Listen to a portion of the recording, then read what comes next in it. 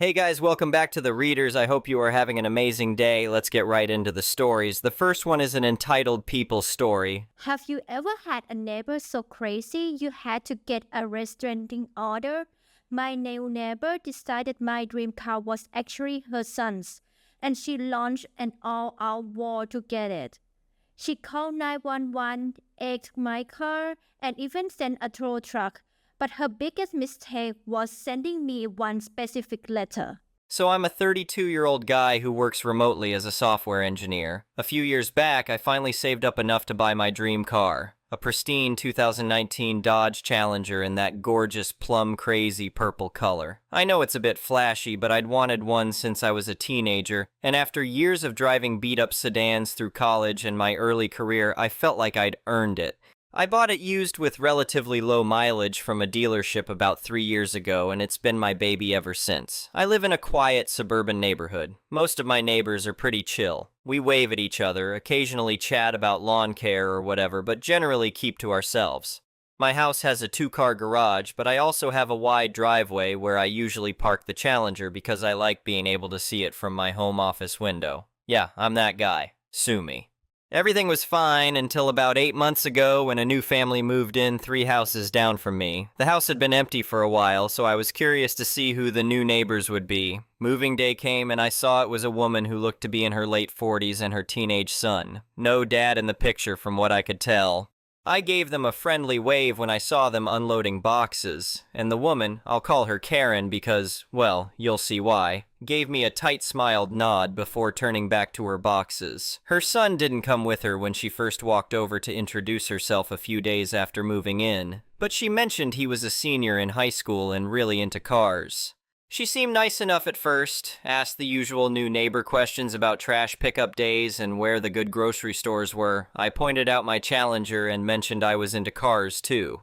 She got this weird look on her face, stared at my car for a long moment, then said her son would probably love to see it sometime. I said sure, whatever, just being neighborly. That's when things started getting weird. Over the next few weeks, I started noticing her son walking past my house. A lot. Like multiple times a day. Our street isn't really a main thoroughfare or anything. You wouldn't just be casually walking past unless you lived right here. I'd see him walk by, slow down when he got to my driveway, stare at my car for a bit, then keep walking. It was odd, but I figured he was just a car enthusiast and appreciated a nice ride. I'd been that kid once, gawking at cool cars in parking lots. Then Karen started coming by. First time, she knocked on my door and asked if her son could come take a closer look at the Challenger. I was working, but I said sure, just don't touch it. She got kind of huffy at that, said her son knew how to respect other people's property. I shrugged it off. The next day, I came home from a grocery run to find the kid actually in my driveway, walking around my car and taking pictures of it with his phone. He was really close to it, practically pressed up against it for some of the shots.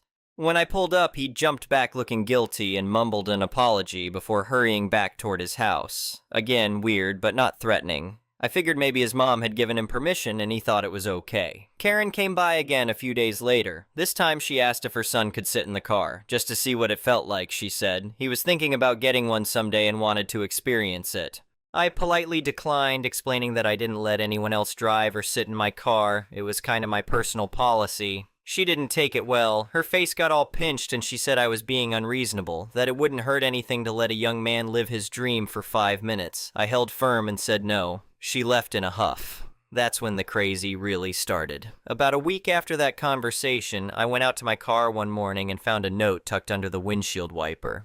It was from Karen, and it was bizarre. The note said that she'd noticed I didn't drive the Challenger very often, which wasn't true. I drove it several times a week. And that maybe her son could borrow it occasionally since it was just sitting there anyway. She even offered to pay me $50 a month for the privilege. I couldn't believe what I was reading. Who asks to borrow a stranger's car? Especially a car that costs more than most people make in a year? I didn't even respond to the note. I just threw it away and figured she'd get the hint. She did not get the hint. Karen showed up at my door 3 days later asking if I'd thought about her offer. I told her directly that no, I would not be letting her son borrow my car. Not for $50 a month or $500 a month. It was my car, I drove it regularly, and I wasn't interested in lending it out to anyone. She argued with me for a good 10 minutes, saying I was being selfish, that her son was a good driver, that it would mean so much to him that I clearly had money if I could afford a car like that, so why was I being so stingy? I finally just closed the door on her mid-sentence. I felt bad about it, but she wasn't listening to anything I said. Then things escalated in a way I never could have predicted. I was in my kitchen making coffee one morning when I heard shouting from my driveway. I looked out and saw Karen standing next to my car, and she was on her phone, clearly agitated. I went outside to see what was going on. The moment she saw me, she started screaming about how I stole her son's car. Not that I had a car like her son's car, but that I had literally stolen the specific vehicle that belonged to her son. I was so confused, I actually laughed, which made her even more furious. She claimed her son had bought this exact car right before they moved to the neighborhood, and that it had disappeared from their garage just days after they moved in. She was convinced I must have somehow stolen it during the move. I told her that was insane, that I'd owned this car for 3 years, that I had all the documentation to prove it. She didn't believe me. She kept screaming that I was a liar and a thief. Then she pulled out her phone and called the emergency line right there in my driveway. I could hear her telling the operator that there was a car thief at this address and she needed police here immediately to arrest me and return her son's stolen vehicle. I was honestly frozen in shock. This woman was actually calling 911 on me for owning my own car. The police showed up about 15 minutes later. 2 officers got out and immediately started asking what was going on. Karen launched into this frantic explanation about how I'd stolen her son's car and had been keeping it in plain sight in my driveway, taunting them with it. She was nearly hysterical at this point. The officers turned to me and I calmly explained that this was my car, that I'd owned it for 3 years, and that I had no idea what she was talking about. One officer asked if I had documentation. I said, absolutely, give me 2 minutes.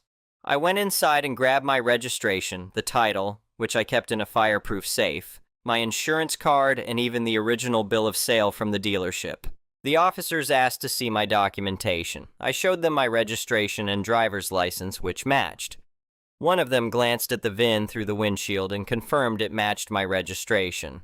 That's really all they needed to see. The car was registered to me at this address, and I had the physical title in my possession. One officer radioed in my plate number just to confirm there were no active theft reports on the vehicle. There weren't.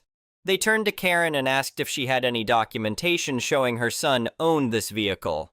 She started stammering, saying the paperwork was at home, that she'd have to go get it. The officers told her to do that. She rushed off toward her house. While we waited, I explained to the officers about Karen's escalating behavior over the past couple months. The constant request to let her son borrow or sit in the car, the weird note, all of it. They took notes and seemed concerned. Karen came back about 10 minutes later with her son in tow. The kid looked absolutely mortified. She was waving around some papers, but when the officers looked at them, they weren't any kind of vehicle documentation. They were printouts of photos from online car listings, photos the son had taken of my car, and some pictures from his bedroom showing posters of Challengers on his wall. The officers asked her directly, did she have a title, registration, or bill of sale for a vehicle matching this description? She started talking in circles, saying her son had owned one just like it, that this had to be the same one because it was the exact same color, that it was too much of a coincidence. That's when her son spoke up. He looked at the ground and quietly said that he'd had a car similar to mine, but it was a different color and model year, and he'd sold it before they moved because it needed too many repairs and his mom couldn't afford to fix it. He said his mom had been obsessed with getting him another one exactly like mine ever since they moved in and he'd first seen it. Karen turned on her son, yelling at him to shut up, that he was confused, that he didn't know what he was talking about. The kid looked like he wanted to disappear into the pavement. The officers had seen enough. They told Karen very firmly that making a false police report was a crime, that she'd wasted their time and emergency resources, and that if she continued to harass me, they would arrest her. They advised me to document any future interactions with her and to call them if she didn't leave me alone. Karen left with her son, shooting me dirty looks the whole way. I thought that would be the end of it. I was wrong. After the police left, I thought about the son's behavior. All those times I'd seen him walking past and staring at the car, he'd never tried to touch it or get into my garage. When I caught him taking pictures that one time, he'd immediately apologized and left.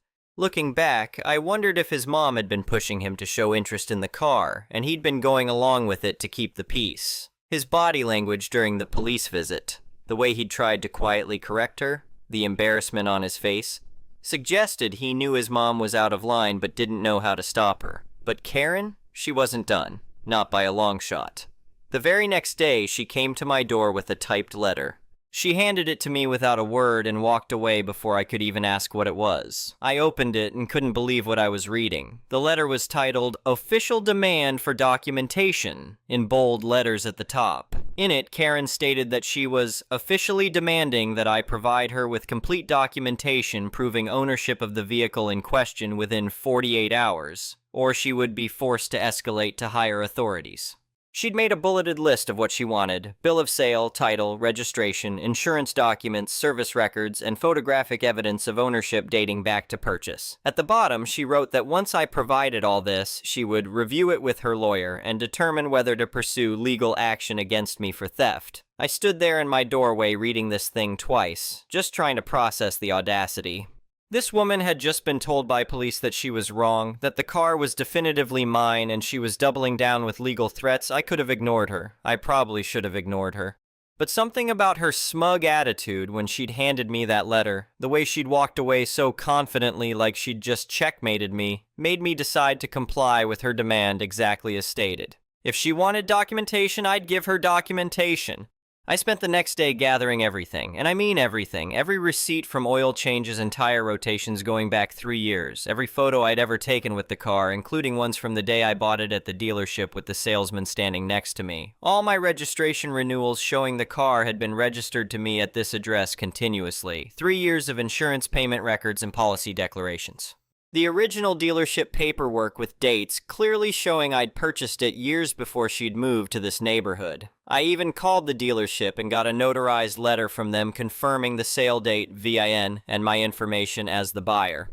I compiled everything into a massive document folder, organized chronologically with tabs and labels. It was probably overkill, but I was thorough. But here's the thing, I didn't just walk over and hand it to her quietly.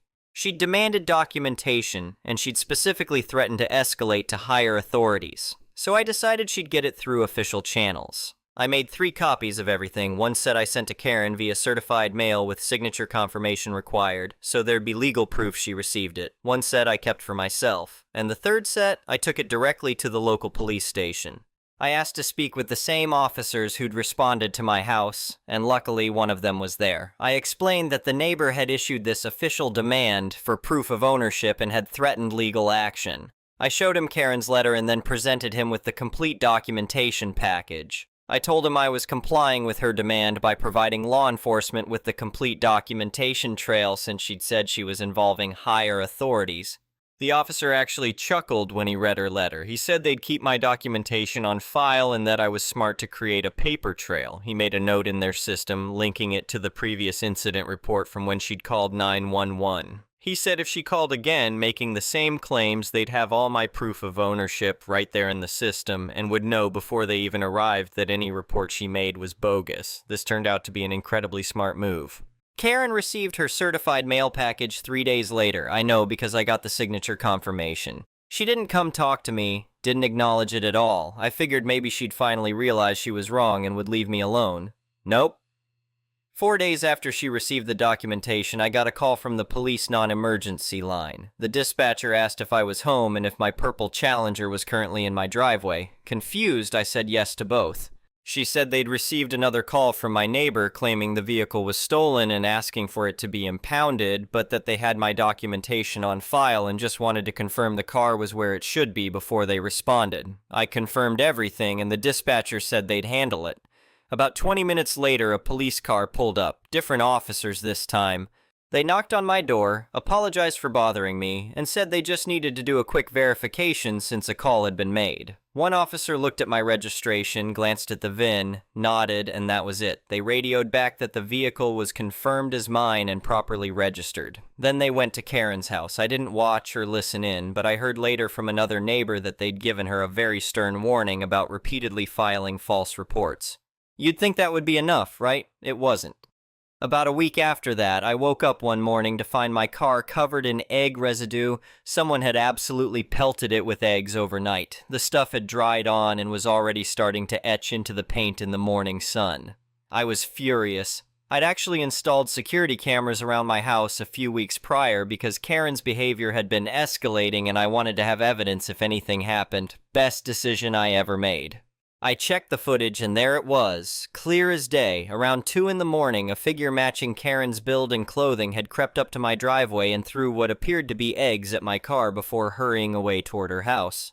While the footage was grainy due to the darkness, between the body type, gait, and the fact that the person went directly to Karen's house, it was pretty clearly her. Combined with all the other evidence of her harassment, it painted a clear picture. I called the police and filed a report for vandalism. I showed them the security footage. They went to talk to Karen, but she denied it was her. The officers said the footage wasn't quite clear enough for them to file charges based solely on that, but they made another report documenting the incident and linking it to the ongoing harassment pattern. I took my car to a detailer who specialized in paint correction. The egg damage wasn't terrible since I'd caught it relatively early, but it still cost me $380 to get properly fixed. I kept all the receipts. A few days after the egging incident, things got even crazier. I was working in my home office when I heard an engine running in my driveway. I looked out the window and saw a flatbed tow truck had pulled up behind my Challenger. I ran outside and asked the driver what was going on. He said he'd gotten a call about a vehicle that needed to be towed from this address for service repairs. Someone had called his company and provided my address and a description of my car, saying it needed to be towed to a specific repair shop across town. I told him nobody from this house had called for a tow.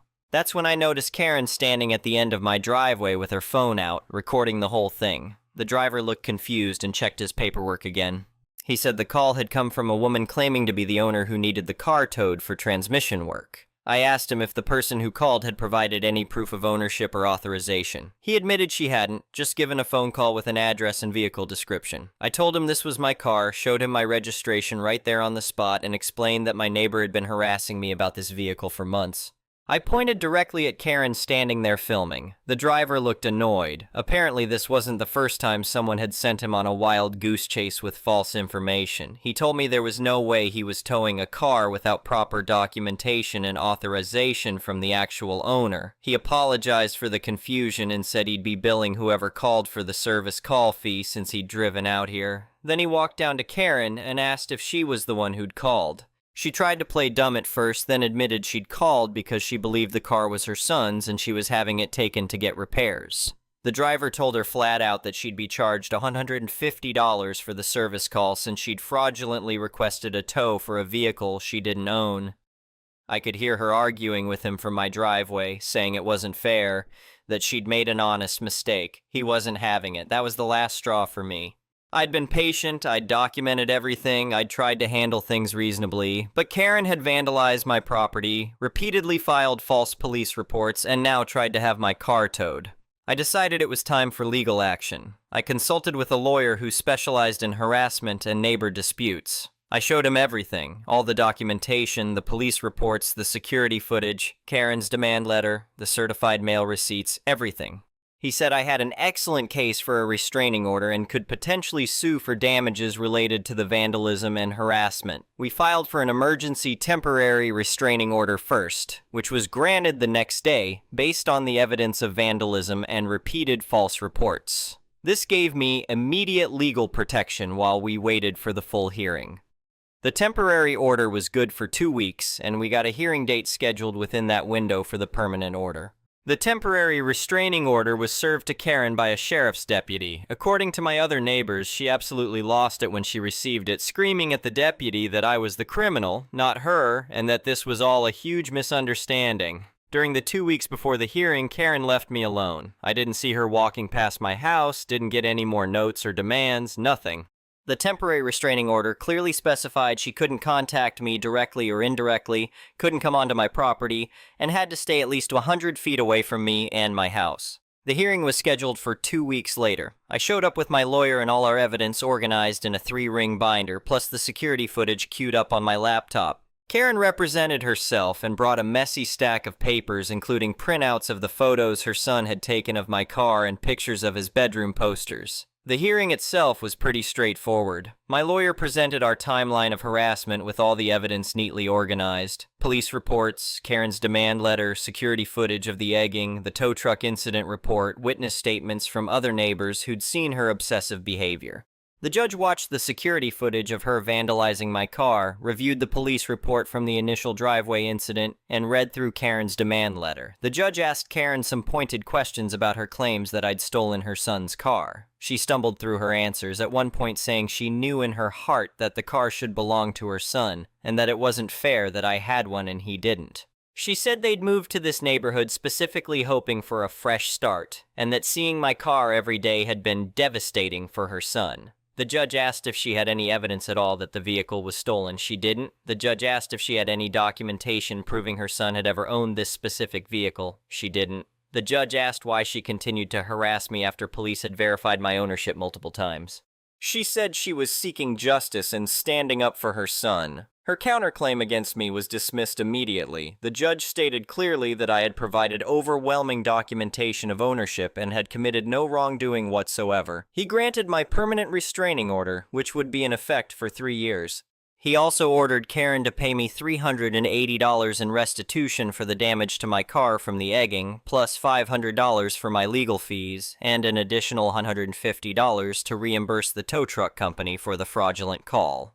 The judge warned Karen that she was fortunate not to be facing criminal charges for filing false police reports and vandalism, and that if she violated the restraining order even once, she would be arrested immediately. He told her that her behavior had been obsessive, delusional, and dangerous, and strongly suggested she seek professional help. Karen left the courthouse glaring at me, but smart enough not to say anything with the judge's warning fresh in her mind. Here's where the malicious compliance really came full circle. Karen had demanded I prove beyond any doubt that the car was mine and that I had every legal right to it. She'd threatened lawyers and higher authorities and insisted on official documentation, so I'd given her exactly what she asked for, official documentation through official channels. Her demand letter became the paper trail that proved her harassment pattern. The police documentation I'd filed in response to her demands became the evidence that got me a restraining order. She'd essentially built my case for me by demanding I create an official record of my ownership. After the hearing, life got a lot quieter. I didn't see Karen around much. The restraining order meant she had to avoid my side of the street entirely when walking anywhere. A couple of my neighbors actually came by to tell me they were glad I'd taken action. Apparently she'd been bothering some of them too with rants about me and my stolen car. About a month after the restraining order was granted, I got a handwritten note in my mailbox. It was from Karen's son, and it was actually pretty apologetic. He said he was sorry about his mom's behavior, that she'd been struggling with some mental health issues since his dad left a few years ago, and that the situation with the car had triggered something in her. He explained that he genuinely had a Challenger before they moved, a 2015 model in black, but it had been a salvage title car with endless problems. When it finally died completely, they couldn't afford to fix it or replace it. His mom had apparently fixated on getting him another one, and seeing mine every day had made her obsessive about it. He said they were planning to move soon because his mom couldn't handle living on the same street as me anymore, and he just wanted to apologize before they left. He seemed like a decent kid stuck in a bad situation with a parent who wasn't dealing with her issues in healthy ways. I felt a little bad for him, honestly. None of this was his fault. True to his word, they moved out about 6 weeks after the restraining order was granted. I saw the moving truck and watched them pack up from my window. Karen never once looked toward my house. Her son waved at me once when she wasn't looking, and I nodded back. The house sold pretty quickly to a nice young couple who have been completely normal neighbors. They actually complimented my car the first time we met, and we ended up having a good conversation about cars in general. It's amazing how much easier life is when your neighbors are sane. I still have the Challenger, I still park it in my driveway, and I still have all the security camera footage and documentation from the whole ordeal saved in multiple places just in case I ever need it again. The whole experience taught me a few things. First, document everything when you're dealing with an unstable person. Second, sometimes complying with someone's unreasonable demands in the most official way possible is the best way to highlight how unreasonable they're being. And third, never underestimate how obsessive some people can become over things that don't belong to them. I also learned that the phrase malicious compliance can apply to real-life situations in deeply satisfying ways. Karen demanded official proof through official channels, and that official paper trail became the evidence that shut down her harassment campaign and got her legally ordered to stay away from me. The restitution money came through about 2 months after the hearing. Karen paid in installments. Apparently, the judge had given her a payment plan since she couldn't afford the full amount at once. Every time I got one of those payments, I felt vindicated all over again. My car is fine now. The paint has been fully corrected and looks as good as new. I've kept up with the security cameras and actually expanded the system a bit. I've had zero issues since Karen moved out. Sometimes I think about the whole situation and just shake my head at the absurdity of it. Who calls 911 claiming someone stole their own car? Who demands official documentation and then gets surprised when that documentation proves them wrong? Who tries to have someone's car towed without any proof they own it? But then I remember that people are weird, obsessive, and sometimes completely detached from reality. Karen was all three. The best part? Every time I drive my Challenger now, I enjoy it even more. It's not just my dream car anymore, it's the car I fought to keep, the car I had to prove I owned multiple times, the car that taught me about standing up for myself and using someone's own demands against them. I still see her son occasionally around town. He's going to community college now and seems to be doing okay. We don't talk, but there's no animosity there. He was just a kid caught in his mom's delusions. As for Karen, I have no idea where she ended up. The restraining order is still active for another 2 years, so legally she has to stay away from me anyway. I hope she got the help her son mentioned she needed, but honestly, I don't think about her much anymore. She's just a crazy story I tell at parties now, the neighbor who tried to steal my car by claiming I stole it first, and every time I tell the story, people can't believe it actually happened. But it did. I've got the court documents to prove it. The next one is a malicious compliance story. I used to work for a small company that manufactured slot machines, also known as one-armed bandits, for the gambling industry. The company was owned by two brothers. One was the CEO, who had an MBA and actually knew how to run a business. The other was a college dropout with a Ferrari who could sell sand to the Bedouins. The first year was good. I learned every technical thing I could about the products, including how to set up the payouts and troubleshoot problems. Because there was no official service manual, just a collection of hand-drawn schematics and inter-office memos in a manila folder, I kept a pocket-sized notebook to record my observations and jog my memory when needed. I would then add those notes to the larger, hand-typed notebook I kept at home. That notebook became my personal user and service manual, and I would cite its contents whenever I discussed technical issues with coworkers. Then one day, the CEO and his brother swapped duties.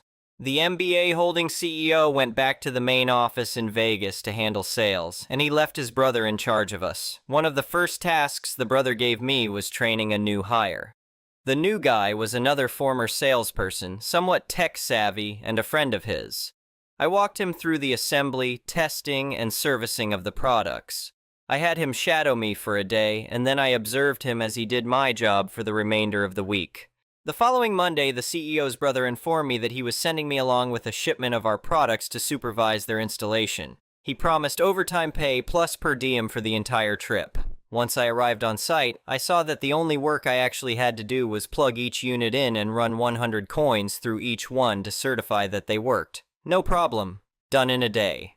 There was a message waiting for me at the field office telling me to call the main office first thing in the morning. I made the call the next day, and the CEO's brother asked me where the manual was. I asked, "What manual?" "Don't give me that crap. The ducking manual for the ducking machines we've been ducking making. Where the duck is it?" Or words to that effect. I told him all I had was my personal notebook and asked if that was what he meant. This was entirely true. I did not have my typed notes with me, only my handwritten ones. He told me to ship it back overnight because my new boss needed it. New boss?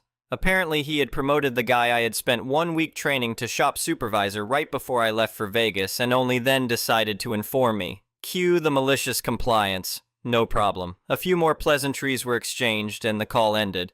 I overnight shipped my handwritten, dog-eared, pencil-whipped, coffee-stained draft notebook, and it arrived sometime the next day. I had essentially nothing to do for the rest of the week except stand by at the customer's site, which was a well-known casino, to change light bulbs and clear coin jams. On Friday, I went into the main office to get my return ticket and pick up my paycheck. The office manager informed me that I would be staying another week. She handed me my paycheck and I cashed it at the bank next door. So I stayed another week. I trained the locals on basic maintenance, enjoyed the free buffets, saw a couple of shows, and won some money at blackjack. In another casino, of course. At the end of the week, I went into the main office again for my paycheck and plane ticket, only to be told once more that I was staying another week. No way. Yes way.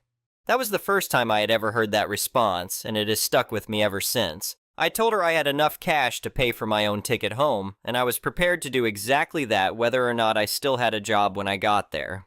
She told me to wait, left the room, and came back with the CEO. I explained the situation. He went back into his office, closed the door, and called his brother. There was some shouting, but the CEO came back and said everything had been worked out. He promised me that my job was as safe as anyone else's. Dun dun dun. The following Monday, I rolled into work at the branch site. The new boss had received my notebook and had tried to adapt what I had handwritten so he could make every line worker into a quality assurance and quality control specialist. But most of the line workers had barely graduated high school, likely hired to cut costs. So many of the more technical concepts were beyond their understanding.